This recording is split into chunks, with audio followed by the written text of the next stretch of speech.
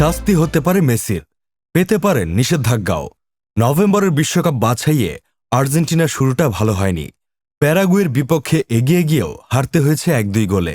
সে ম্যাচে রেফারির সঙ্গে বাগবিতণ্ডায় জড়িয়েছিলেন লিওনেল মেসি।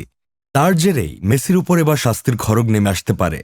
এমনকি জাতীয় দলের হয়ে খেলার ক্ষেত্রে সাময়িক নিষেধাজ্ঞার মুখেও পড়তে হতে পারে তাকে।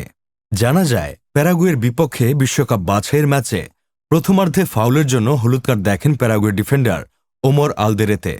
প্রথম ফাউলের মিনিট 4 মাথায় তার ফাউলের শিকার হন মেসি। আলবি সেলেস্তেদের জোরালো দাবির মুখেও সে সময় আলদেরেতেকে দ্বিতীয় হলুদ কার্ড দেখাতে অস্বীকৃতি জানান ব্রাজিলিয়ান রেফারি অ্যান্ডারসন দারোস্কো। তখন মেসি রেফারির উপর ক্ষোভ ঝেড়েছেন। মেসি ব্রাজিলিয়ান রেফারিকে কি বলেছিলেন সেটা তৎক্ষণাৎ জানা না গেলেও এবার সে ঘটনার বিস্তারিত জানিয়েছে SBS স্পোর্টস।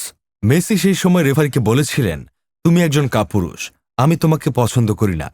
স্প্যানিশ সংবাদ মাধ্যম জানিয়েছে এই ঘটনার কারণে মেসির শাস্তি হতে পারে, এমনকি নিষেধাজ্ঞার মুখেও পড়তে পারেন তিনি। ম্যাচ শেষে সংবাদ সম্মেলনে রেফারিকে কাঠগড়ায় তুলেছিলেন আর্জেন্টিনার কোচ লিওনেল স্কালোনিও।